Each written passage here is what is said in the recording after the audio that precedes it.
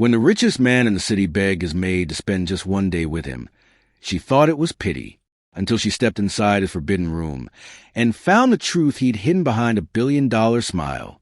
One day with him would turn into the story the world was never meant to hear. Hello, everyone. Before we begin today's story, please hit subscribe and turn on the notification bell so you never miss our dramatic stories here on Billionaire's Enclave. It's quick, free, and helps us keep bringing you more emotional tales of love, loss, and redemption. Now, tell me, where are you watching from? Drop your city or country in the comments below. We love hearing from you. Thank you, and now let's begin. The morning mist rolled across the hills like breath from an old dream. At the edge of the Edward estate, the grand iron gate stood half open, creaking softly in the wind. A small cleaning van pulled up the gravel path, and from it stepped Hanna Wake, a young black woman in a simple maid's uniform. Her sneakers crunched over wet pebbles as she looked up at the mansion towering before her. It was beautiful, but cold. Marble pillars, long windows like watchful eyes. A house that had once been full of laughter, now suffocated by silence. She took a slow breath, hugging her cleaning supplies close to her chest. Another day, another floor to scrub, she whispered under her breath. 6 months she had worked here. 6 long months of strict rules and quiet hallways. Rule 1, speak only when spoken to. Rule 2, never enter the West Wing. Rule 3, don't look Mr. Edward in the eye. And she followed them, mostly, but today felt different. The air carried a heaviness she couldn't explain, like the house itself was holding its breath. She started her usual routine, polishing mirrors, dusting chandeliers, wiping the piano that hadn't been played in years. Every sound she made, the soft squeak of the mop, the clink of her bucket, echoed through the emptiness. Then it came, a sound she had never heard in that house before. Cough, cough, faint, weak, coming from the direction of the West Wing. She froze.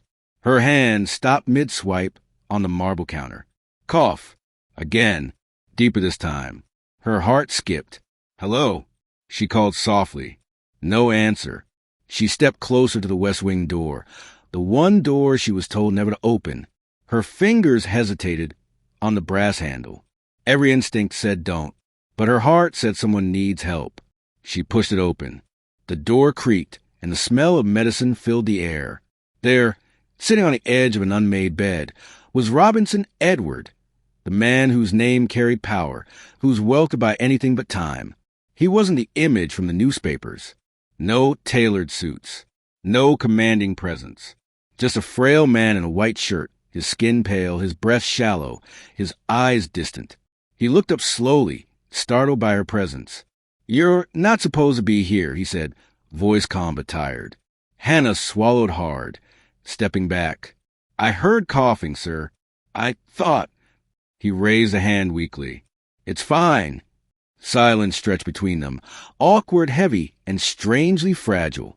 She noticed his trembling hands, the untouched plate of breakfast beside him, and the bouquet of wilted roses on the table. Should I get someone? She asked softly. He shook his head. No one's left to call. That sentence lingered in the air. For a moment, she saw past a billionaire and saw a lonely man. Without thinking, she took a cloth from her pocket and gently wiped the sweat from his forehead. It was a simple act, but for Robinson Edward, it was everything. No one had touched him with kindness in years. When she realized what she'd done, Hanna gasped and pulled back, embarrassed. I'm sorry, sir. I didn't mean. He smiled faintly. Don't apologize for caring. The room fell silent again, but it was no longer cold. Something unspoken had shifted. She noticed the sketches by his bedside, drawings of a woman with dark skin and soft eyes. Your wife? She asked before she could stop herself. His gaze flickered toward the paper. Someone I once knew. His tone carried pain, deep, old pain. I'll bring you some tea, she said quickly, gathering herself. He nodded slowly. Thank you, Hanna. She blinked, surprised. How do you know my name? He smiled weakly. It's written on your badge. Oh. She laughed softly, embarrassed. Right. As she turned to leave, he spoke again, voice softer this time. Do you ever wonder why people like me build such big houses? She paused at the door. I suppose to feel less small? He looked around the room, at the empty chairs, the silent piano, the fading roses. Maybe, he said, or maybe we build walls when we should have built homes.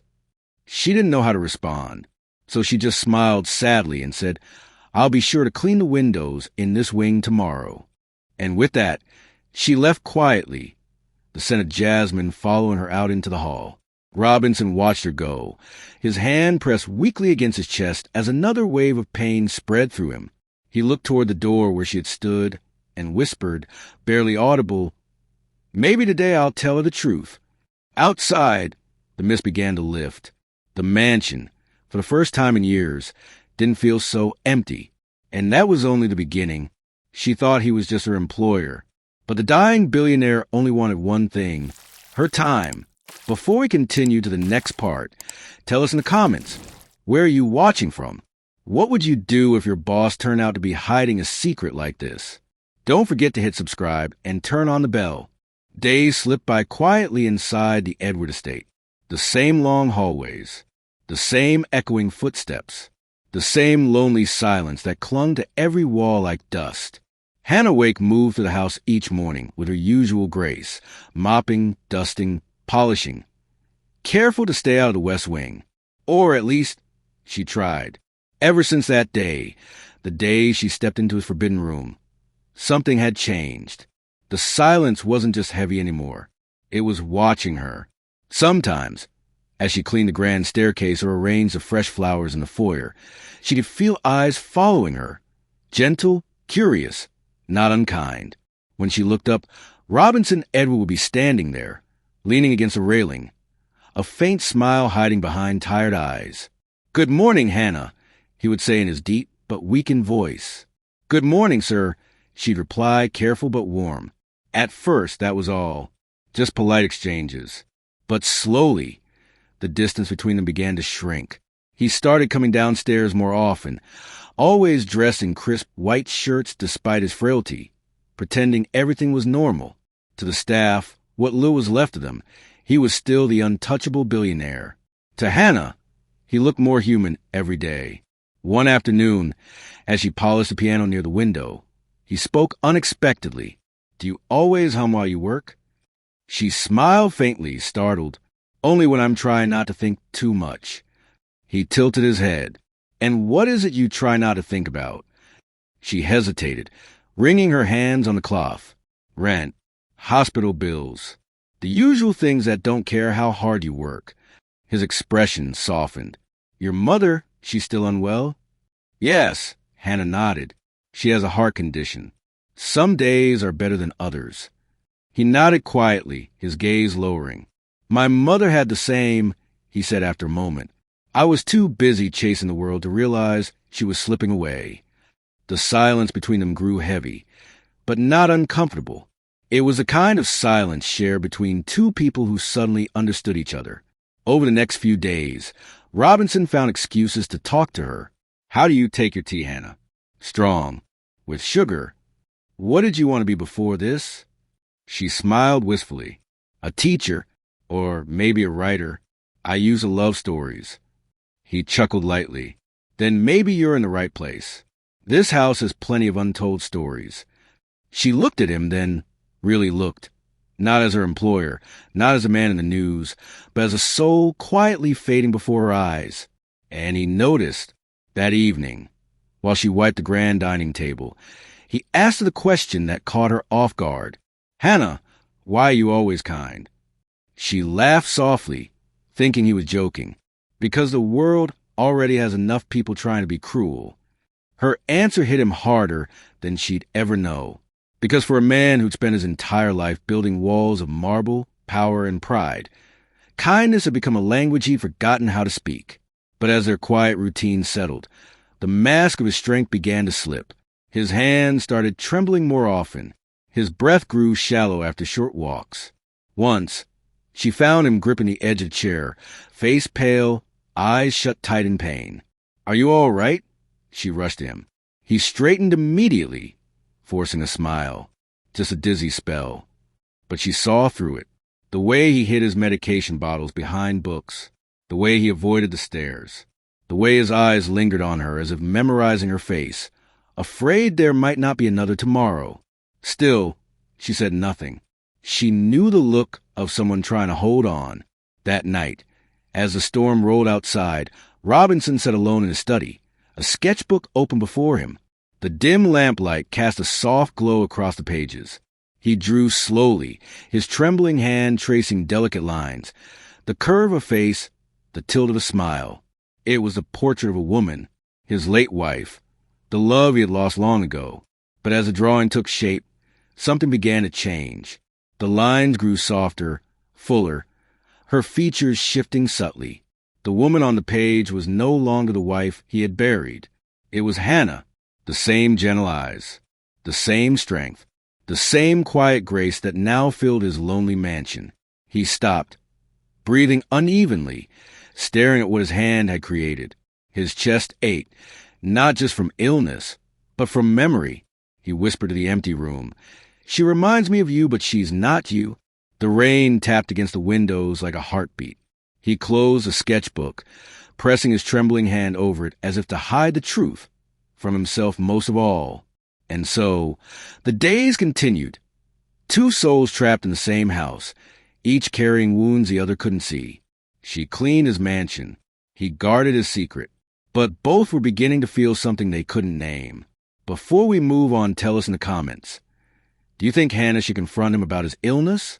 And where are you watching from? If you haven't already, hit subscribe and turn on notifications, because the next part of the story, The Request, will reveal the moment everything changes. Only here on Billionaire's Enclave. Your support helps keep these stories alive. Now, let's return to the Edward estate. On the day the storm came, the rain had been falling since morning, thick, unrelenting. It blurred the windows and turned the world outside into a gray watercolor painting. Inside the mansion, the air was heavy with silence and electricity. A distant rumble shook the glass chandelier, and then darkness. The power was gone.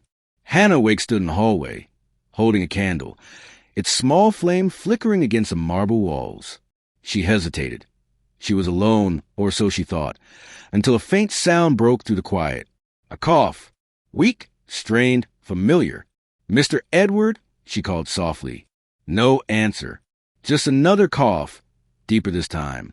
She followed the sound to the west wing, the one place she was never supposed to enter. When she opened the door, her candlelight fell over him. Robinson Edward, seated in an armchair by the window, face pale, hand pressed to his chest. "Sir, are you all right?" she asked, rushing in.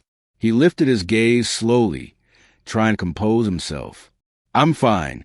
Just an old heart playing its favorite tune." But she didn't laugh. She moved closer, setting the candle on a nearby table, lighting another beside it. For a moment, the flickering glow softened his sharp features, making him look less like a billionaire and more like a man simply trying to hold on.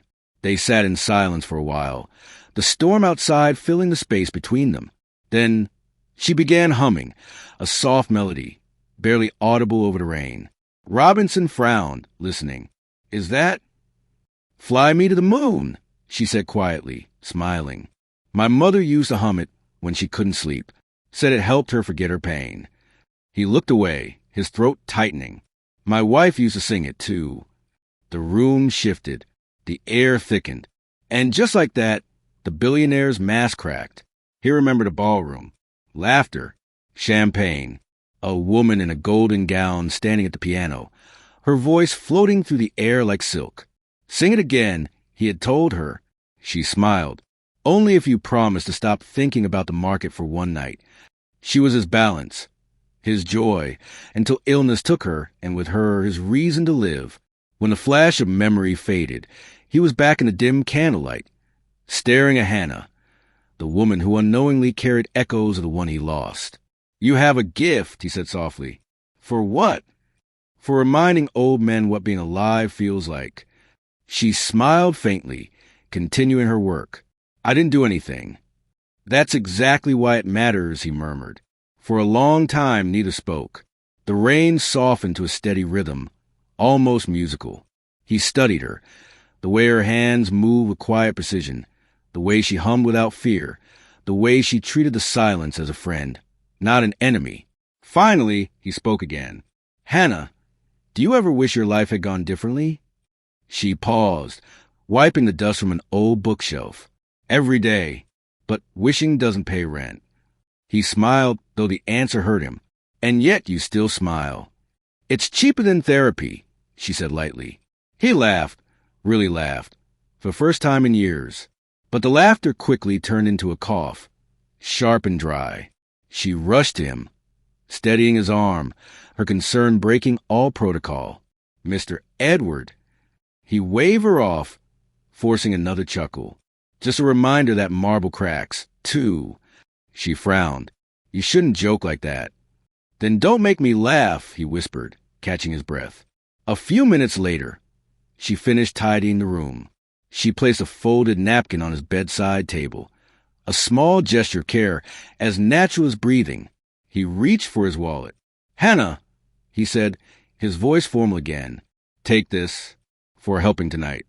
She looked at the money, then at him, the man who could buy cities with a signature. "No," she said simply. He blinked. "No. I don't take money for kindness, Mr. Edward. You can't pay someone to care." The words hit him like a blow, quiet, clean, and impossible to forget. He looked at her as if seeing her for the first time. In that single moment, something inside him shifted, a truth he'd buried too long rising to the surface. When she left the room later that night, the rain had stopped.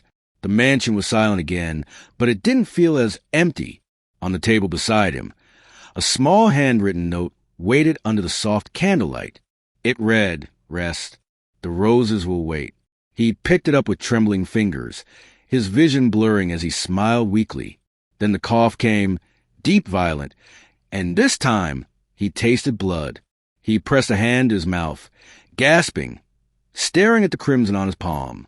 For a moment, he looked toward the window, where the rain had just washed the world clean, and whispered to no one. She said, "The roses will wait." And that night, Robinson Edward realized what no empire ever taught him, that sometimes a single act of care is worth more than a lifetime of riches. Before we move on to the day he begs, tell us in the comments, would you have refused the billionaire's money too? And where are you watching from? Don't forget to subscribe and turn on notifications so you never miss the next part of this heartbreaking story. Only on Billionaire's Enclave. Your support helps us share more stories about love, loss, and the fragile line between power and humanity. It was late afternoon when Hanna found a room she was never meant to see. The west corridor stretched out like a hallway of ghosts, quiet, dim, heavy with history. She had been looking for cleaning cloths when the door at the end creaked open just enough to reveal a faint glimmer of light. Curiosity tugged at her again.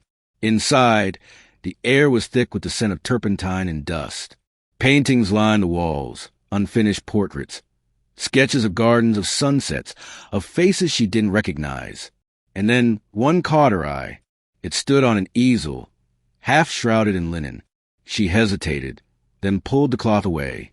The image staring back at her stole her breath. It was a woman, dark skin like polished bronze, eyes alive with warmth, and a smile that seemed to light the room, even frozen in paint. For a moment, Hanna thought it was her. The resemblance was uncanny. Her pulse quickened. "Beautiful, isn't she?" The voice startled her. She spun around. Robinson stood by the door, his expression unreadable, his hand trembling slightly on the frame. I didn't mean to," she stammered. "It's all right," he said quietly, stepping into the room. His gaze lingered on the portrait, not her. Her name was Amara. Hanna swallowed hard. "Was my wife," he whispered. "She passed away 12 years ago." The words hung in the air like falling glass. He moved closer to the canvas, fingers brushing the edges where the paint faded into blankness. She was an artist, wild, brilliant, and stubborn. She painted what she felt, not what people wanted to see. This was her last piece. She never finished it. He paused. His voice cracked slightly. I couldn't bear to let anyone touch it after she died. Hanna looked at the portrait again. The woman's gaze seemed to follow her. Soft, forgiving, alive. She looks kind, Hanna said gently. He smiled faintly. She was more than kind. She taught me how to see the world, not just count it. A long silence followed. The only sound was a faint ticking of an old clock. Then Hanna's voice broke the quiet. Why did you keep this hidden? Robinson turned away, shoulders tense. Because I buried her the same way I buried myself, in silence. He sat down on a nearby chair, the weight of years pressing against him. I used to think love was a distraction, something that slowed men like me down. I chased numbers, contracts, power, and in the process, I forgot what it meant to hold a person's hand just because you wanted to, not because you had to. He looked up at her, his eyes glassy but unflinching. When Amara died, I didn't cry at her funeral. I gave a speech about legacy and success. People applauded. And when I got home that night, I sat in this room and realized I had built an empire too cold for anyone to live in. His hand trembled as he touched the edge of the portrait. For years, I tried to forget her face. Then you walked in, humming that same song she used to sing. Hannah's breath caught. Fly me to the moon? He nodded slowly. The first time I heard you hum it, I thought I was hallucinating. But when I saw you smile, it was like she'd come back to remind me that I was still human. Hanna stepped closer. Mr. Edward, I'm not her. I know, he said, voice low. But somehow, you remind me of everything she stood for, simplicity, kindness, courage. You bring warmth to this house, Hanna, and I haven't felt warmth in years. He looked away, ashamed of the confession that had escaped too easily. Hanna felt a tangle of emotions, pity, confusion, empathy. I only do my job, she said softly. You don't owe me anything. He gave a weary laugh. That's what everyone says before they realize they've already given me everything I never deserved. A crack of thunder rolled outside. The light flickered, then steadied, casting golden tones over the portrait's face. She noticed then the faint brush strokes near the edge, unfinished. You never finished it, she murmured. No, he said, because I never forgave myself for how I treated her. He stood slowly, each movement deliberate, heavy. When you lose the only person who ever saw you, not the title, not the money, but you, it changes how you breathe. I stopped living that day. I started surviving instead. Hanna stared at him. The billionaire who owned half the city, now speaking like a boy lost in his own home. Why are you telling me this? She asked quietly. He met her eyes, and for the first time, there was no armor, no distance. Because you're the first person in years who didn't flinch when I spoke. You didn't rush. You didn't fake kindness. You were just here. She tried to respond, but the lump in her throat stopped her. For the first time, she saw not a man of wealth, but a man waiting for permission to feel again. As the storm outside began to fade, Robinson turned back to the portrait. He reached out, his voice trembling. I forgot how to live, Hanna. The words broke something inside her. Without thinking, she placed a hand gently on his shoulder. Then maybe it's time to remember, she whispered. In that room of ghosts and forgotten dreams, two souls, one broken by time, the other by struggle, finally saw each other for who they truly were. Not billionaire and maid. Not master and servant. Just two people learning that grief doesn't end when someone dies. It ends when we finally forgive ourselves for surviving. Before we move on, tell us in the comments. Do you believe love can heal regret? And where are you watching from tonight? Please take a second to subscribe, turn on the notification bell, and drop your country or city in the comments. We love seeing where our audience is tuning in from. Every story connects us across the world. Now, let's return to the Edward mansion, where a dying man prepares to ask for the one thing money can't buy. Time. The week passed in slow motion. The house had grown quieter. Even the clock seemed to tick more softly, as if afraid to disturb him. Hanna noticed a change first. The untouched meals, the unopened windows, the longer silences between his coughs. Robinson Edward, the man whose signature once changed markets, now struggled to climb the stairs of his own home. She watched him from the corner of her eye, never saying a word. That was how the rich liked it. Quiet service, invisible compassion. But this wasn't just service anymore. Something unspoken had started to grow between them. Not romance, not yet, but something more fragile. Understanding. Every night, when she turned off the last light in the hall, she wondered if he'd still be alive by morning. It was late evening when she heard the call. Hanna! His voice echoed faintly through the corridor. She found him in the west wing, sitting by the window.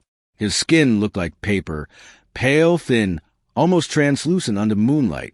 The oxygen tank beside him hissed softly, a cruel metronome marking time he didn't have. He gestured for her to sit. "I spoke to the doctors today," he said, his tone calm, detached, almost rehearsed. "They want to admit me again. Hook me to machines. Keep me breathing, but not living." She hesitated. "You should listen to them, sir. You need care." He smiled weakly. "What I need is peace." A long silence followed. The air between them felt heavier than the night itself.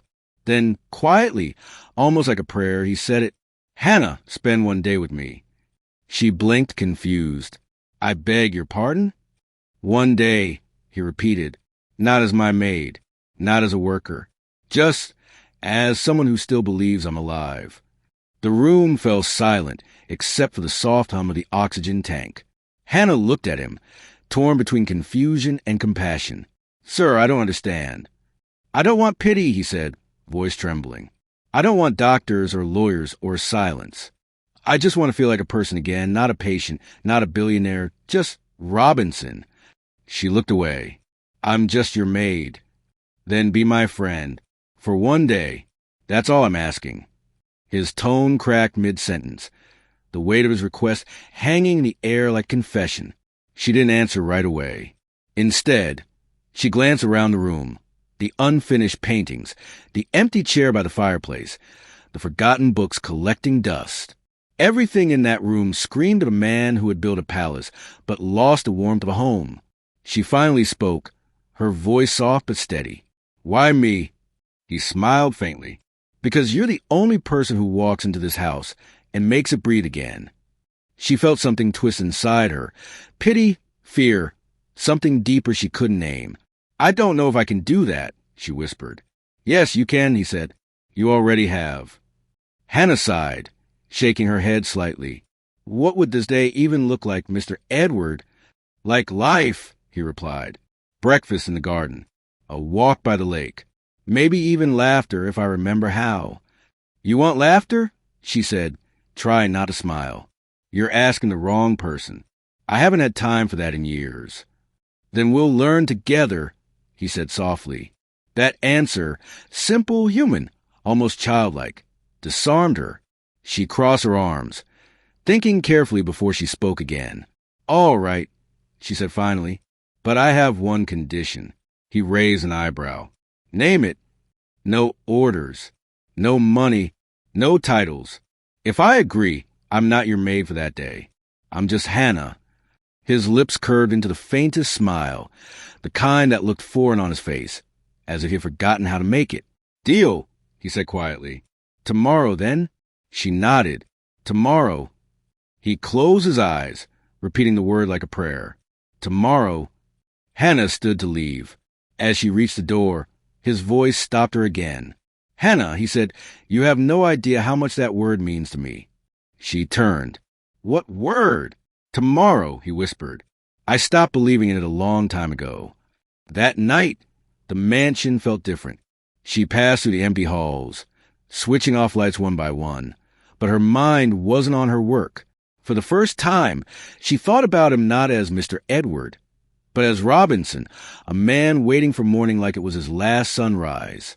In her small room above the laundry wing, she sat by the window and looked at the estate glowing under the moonlight. She thought of her mother, of the bills she still hadn't paid, of the exhaustion that lived in her bones. And yet, somewhere beneath all of that, there was a flicker of something unexpected, purpose. Maybe this wasn't about pity. Maybe it was about humanity. Back in the West Wing, Robinson sat by the window, staring at the stars through half-open curtains. For the first time in months, he didn't feel the weight of machines or medication. He felt anticipation, a rare and dangerous feeling for a man who had already said his goodbyes to the world. He looked at the clock. Midnight. He smiled faintly and whispered, "Just one more sunrise." Sometimes the most powerful request isn't for forgiveness, but for presence. He didn't ask for miracles. Just one day of human warmth before the end. And tomorrow would become the day neither of them ever forgot. Before we move into the one day that changed everything, tell us in the comments. Would you say yes if someone asked you for just one day of your time, knowing it might be their last? And where are you watching from?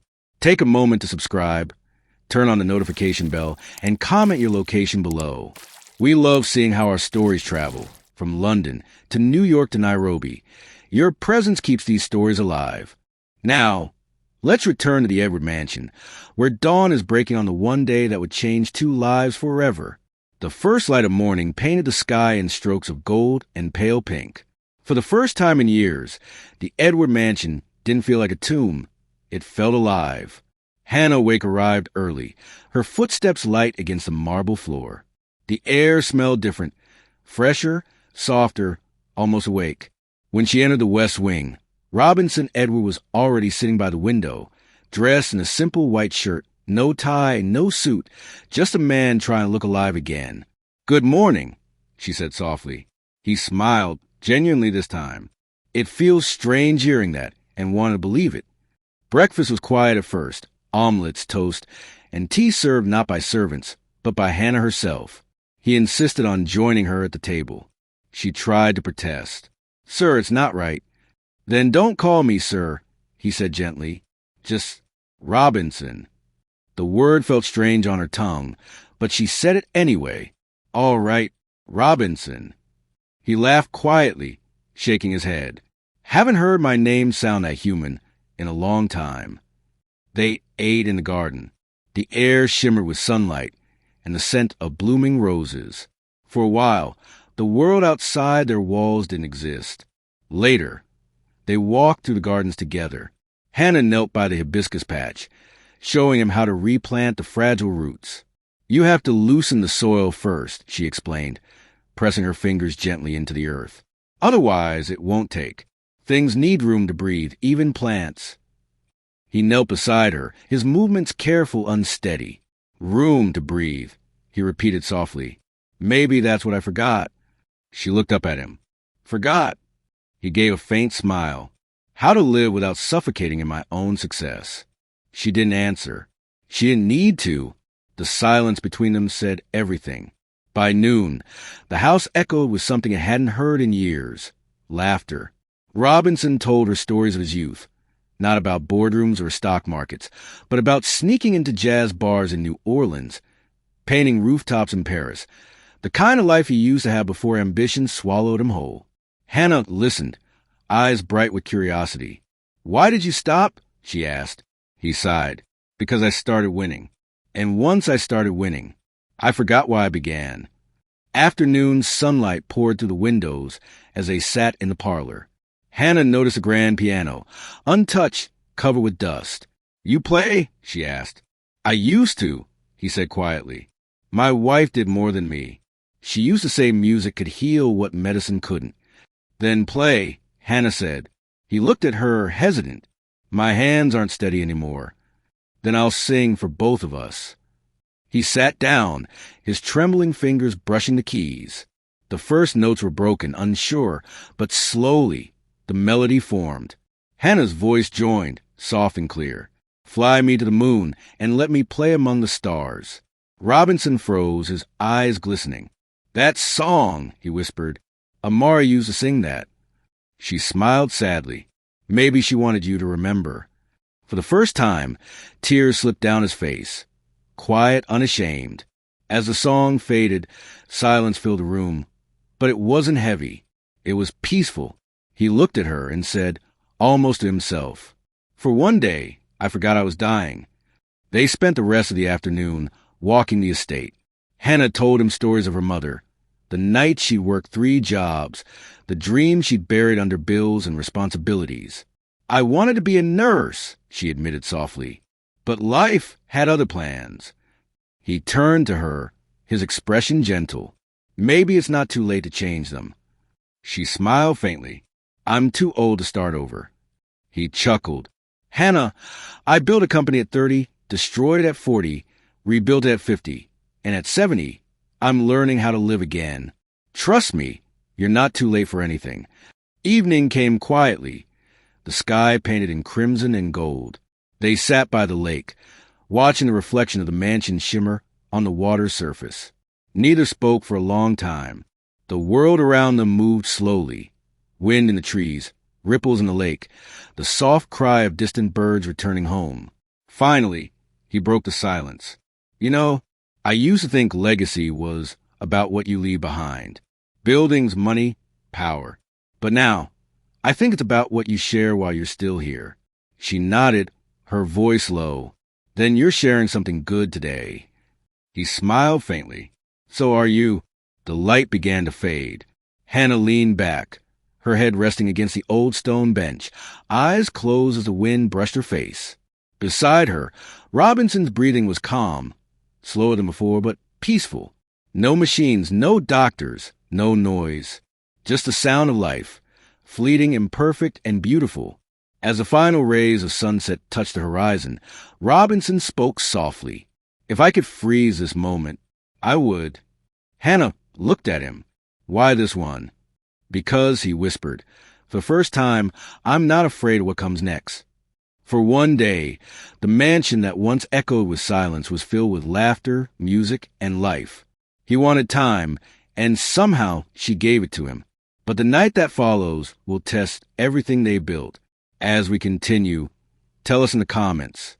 If you could relive just one day from your life, which would it be? And where are you watching from tonight?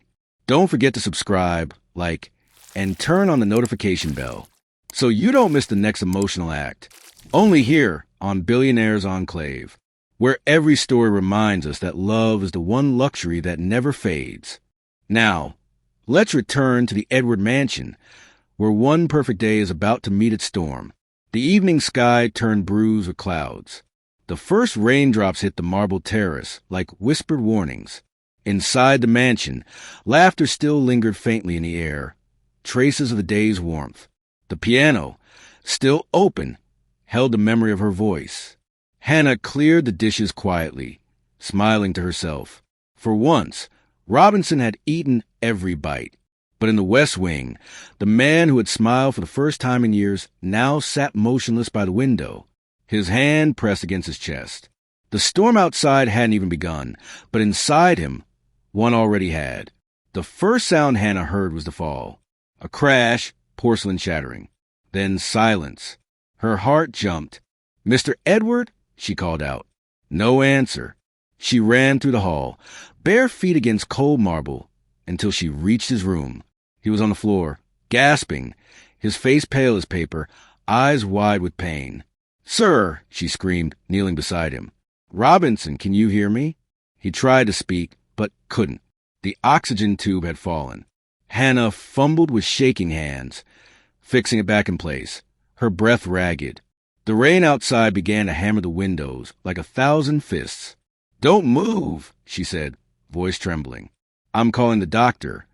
He reached weakly for her wrist, his touch feather-light but firm enough to stop her. "No hospitals," he rasped. Tears stung her eyes. "Don't be ridiculous. You'll die." "I already am," he whispered. "Just stay." Her hands trembled as she held him, his pulse faint beneath her fingers. Within minutes, the doctors arrived, the same men who had begged him come in days ago. They rushed around with machines, monitors, wires. Hanna stood frozen near the doorway, her face pale, hands clenched to her chest. "His heart's unstable," one doctor said. "We might not have much time." "Then save him," she shouted, voice breaking. But Robinson's eyes found hers through the chaos. A faint smile appeared, one of peace, not fear. "Hanna," he whispered weakly, "come closer." She knelt beside the bed, gripping his hand. "I told you one day," he said softly, "and you gave it to me." The room blurred. The sound of thunder, the doctor's orders, the beeping monitor, it all faded behind the sound of her heartbeat. In his mind, Flashes returned, his wife Amara's laughter echoing through the same halls, the business meetings that never ended, the mansion parties where no one ever really looked at him.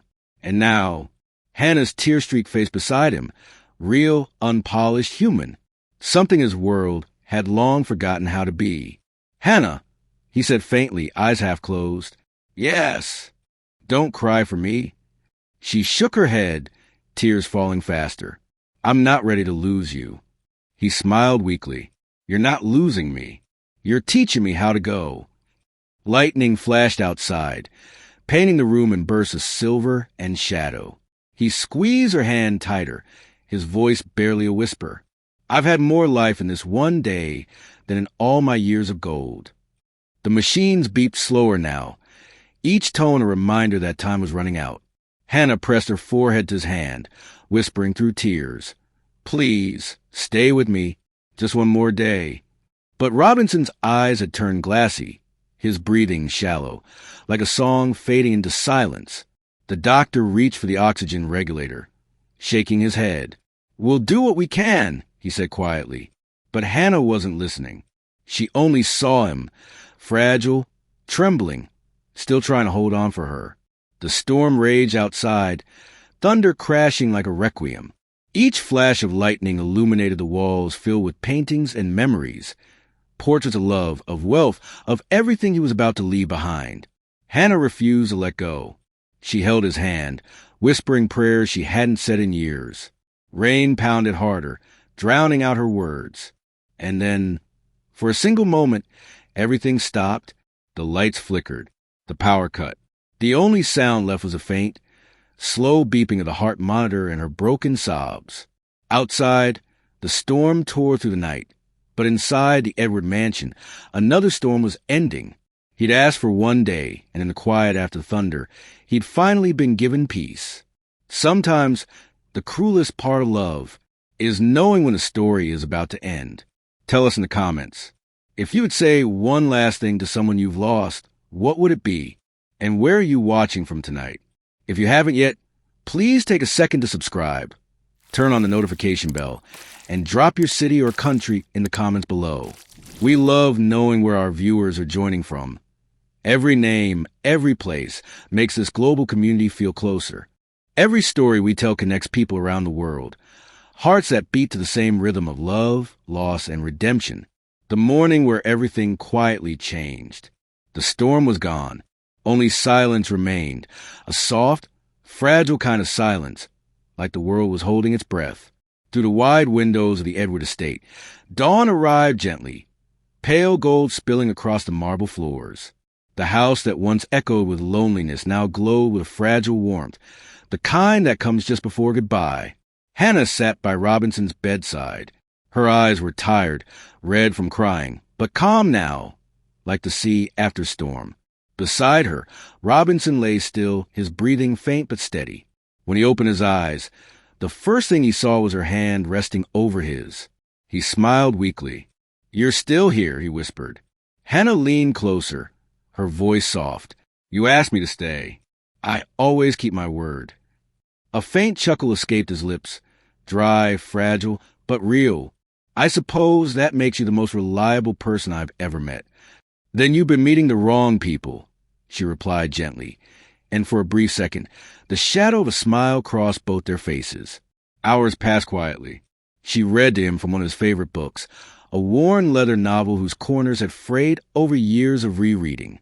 Her voice was soft and rhythmic, carrying through the room like music. Robinson listened with his eyes closed, his chest rising slowly, each breath more precious than the last.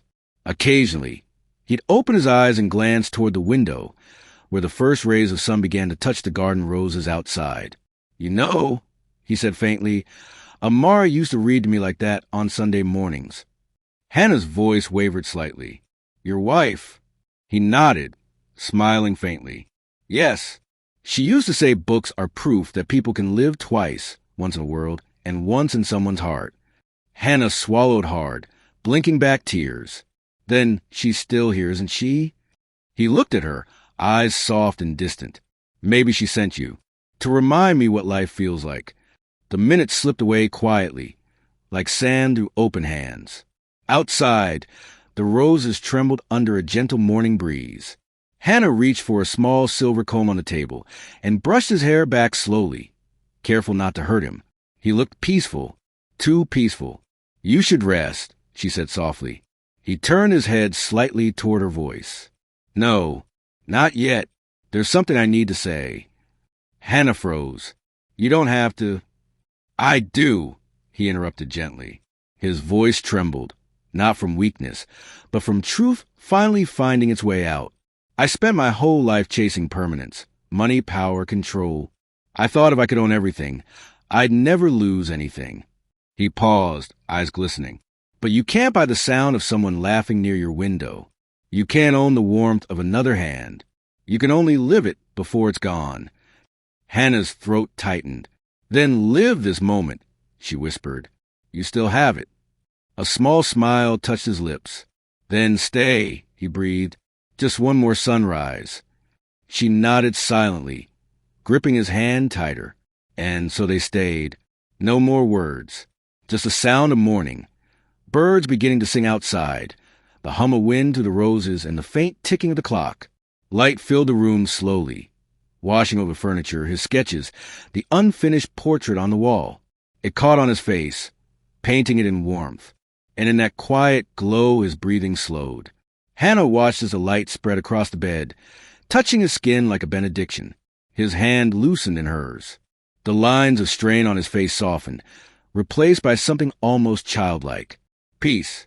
A single tear slipped down Hanna's cheek. She didn't cry out. She didn't scream. She just sat there, frozen in disbelief, her fingers still intertwined with his, unwilling to let go.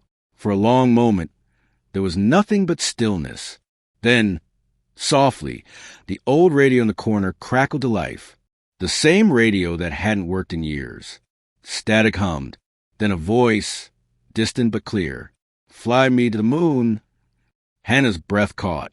She turned slowly toward the sound, her eyes wide with awe and heartbreak. The melody filled the room, warm and broken, as if the universe itself had chosen that song to carry him away. He left with the sunrise, the one thing he said he wanted to see again. And as the first light touched his face, the house that once echoed with silence began to hum again with life, with memory, with love. Sometimes, the loudest goodbyes aren't shouted. They're whispered, between two hands that won't let go, and a song that refuses to fade. Before we move, I want to hear from you.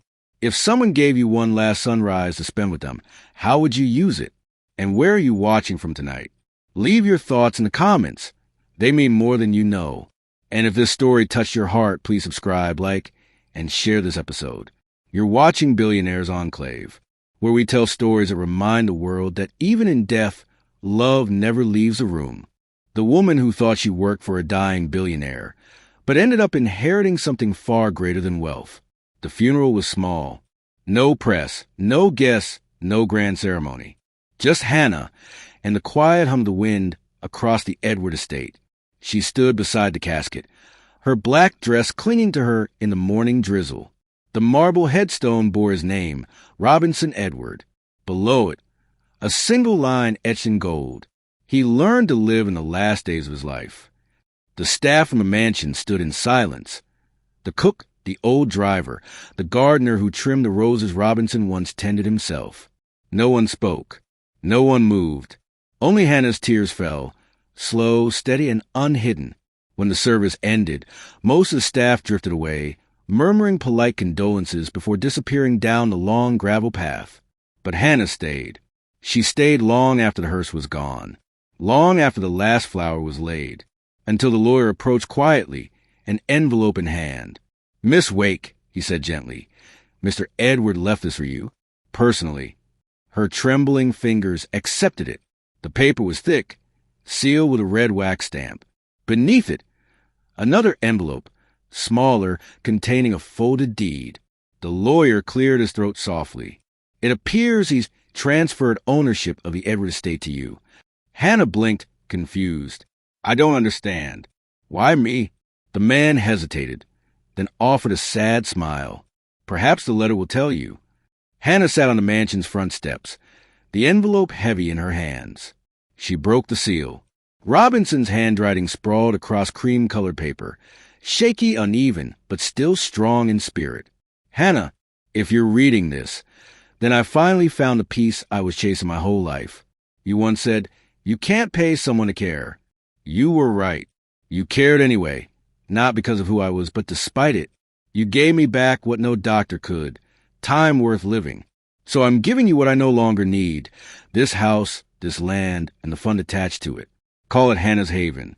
Make it a place where no one feels unseen. Don't let silence live here again. Robinson Edward. Her tears blurred the ink. Not out of greed, but out of heartbreak. He had left her not just a home, but a mission. For a long while, she sat there, staring at the roses in the garden. They were wilting again, just like they had when she first arrived. But this time, she wasn't going to let them die. Months passed. The Edward estate began to change. Windows that had been shut for years opened to the light. The halls that once echoed with emptiness filled with laughter, gentle, fragile laughter from people who hadn't smiled in years. Hanna had turned the mansion into something new, Hannah's Haven, a home for the elderly, the lonely, and the forgotten.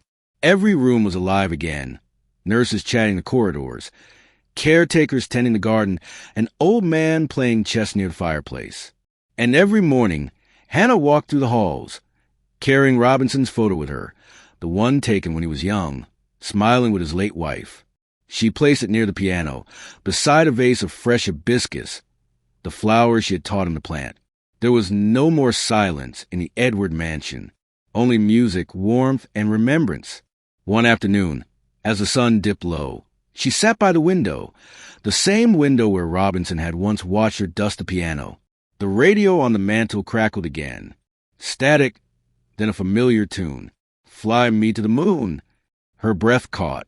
She looked toward the garden, where the roses were in full bloom, bright red against the golden sky. Rest now, Robinson, she whispered, her voice trembling but full of peace. You finally found your heaven. The once cold mansion, now alive with light. People walking, talking, smiling. A sign by the entrance gate now reads, Hannah's Haven, a place where no one feels unseen. The roses sway in the evening wind, alive again. In the end, Robinson Edward didn't leave behind an empire. He left something far more powerful, a legacy built on love freely given. And for Hanna Wake, the maid who became his last friend, that was the greatest inheritance of all. Because in a world where money can buy everything but meaning, sometimes the richest people are the ones who choose to care. What would you have done with the Edward estate?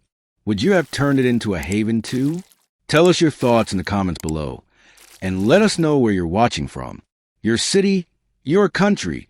We love hearing from our global family here at Billionaire's Enclave. And don't forget to subscribe for more stories about wealth, power, and the kind of love money could never buy. Because here, every story reminds us that humanity is the greatest luxury of all. Before we close this story, please take a moment to subscribe, turn on the notification bell, and tell us where you're watching from in the comments below. It's free. It helps the channel grow, and your support allows us to bring you more unforgettable stories about love, loss, and redemption. 1 year later, the morning sun spills across the garden, flooding the marble steps of what was once a mansion of silence. Now it's alive with laughter. Elderly residents sit under wide umbrellas, sipping tea, their smiles soft and genuine. A group of volunteers moves between tables, sharing sandwiches and stories. Children from the local school paint small wooden signs that read, "You are loved," and hang them by the roses. The sign by the gate still reads Hannah's Haven, its golden letters glowing in the sunlight. Hanna Wake walks through the courtyard, clipboard in hand, dressed in a crisp white uniform. But she isn't just a maid anymore. She's the heart of this place. The woman who turned grief into grace, and one man's regret into a home for healing. As she passes each table, the residents greet her warmly. "Good morning, Miss Hanna." She responds with the same kindness that once changed the dying billionaire's final days. Later that afternoon, a small group of visitors arrives, local journalists, curious donors, and families who've heard of the miracle mansion that became a sanctuary. They gather in the grand hall, where sunlight pours through the tall windows. Hanna stands at the piano, the same one Robinson once played. A soft hush fills the room as she begins to speak. There was a man who owned this house, she begins. He had everything, power, success, wealth. But he was dying inside, long before his body ever gave up. The visitors listened closely, moved by the sincerity in her voice. He once told me that money can buy everything except time and peace. But in his last days, he asked me for just one thing, a single day, a day without pity, a day to feel alive again. She pauses, her gaze drifting toward the garden outside. Most people think the story ends with his death, but it didn't, because that one day taught me that love in any form is the only thing that survives us. The room is silent. Even the air seems to hold its breath. Then Hanna turns back to the piano. Her hands rest on the keys, hesitant at first, then steady. She presses the first note and sings. Her voice carries through the hall, clear and tender. Fly me to the moon. The elderly residents join in, humming along softly. Some smile through tears. Others close their eyes, lost in memory. Halfway through the song, the old radio on the mantel, the same one Robinson once loved, begins to hum. Static, then faintly impossibly music, the same song, as if the mansion itself remembered. Hanna pauses mid-verse, her eyes glistening. She looks toward the window where the morning light spills through, golden and warm. And in that stillness she whispers, barely audible, "Hello, Robinson." The room fills with quiet emotion. No one dares to speak, but everyone feels it. A presence, a peace, something unseen but deeply alive. When the song ends, Hanna closes the piano lid gently and turns to her audience. Tears shimmer in her eyes, but her smile is steady. "You can't buy time," she says softly, "but sometimes it gives itself back." She glances once more at the roses blooming just outside the window, red, vibrant, alive. A gentle breeze carries their scent into the room, and for a moment it feels like the world is breathing with her. In that moment, Hanna Wake wasn't just a maid anymore. She was a keeper of a promise, a bridge between two worlds, one built on wealth and the other built on heart. Hanna's haven continued to grow, a place where no one felt forgotten. And though Robinson Edward was gone, his story lived on through every life touched by her kindness. The mansion that once echoed with silence now echoed with laughter. And somewhere beyond the veil of time, the dying billionaire who once begged for a single day finally got his eternity. If this story touched your heart, tell us where you're watching from in the comments below. What did this story make you feel? Did it remind you that kindness still matters in a world chasing wealth? And before you go, don't forget to subscribe to Billionaire's Enclave for more powerful stories of love, loss, and redemption. Because here, we don't just tell stories about the rich. We tell stories about what makes us human.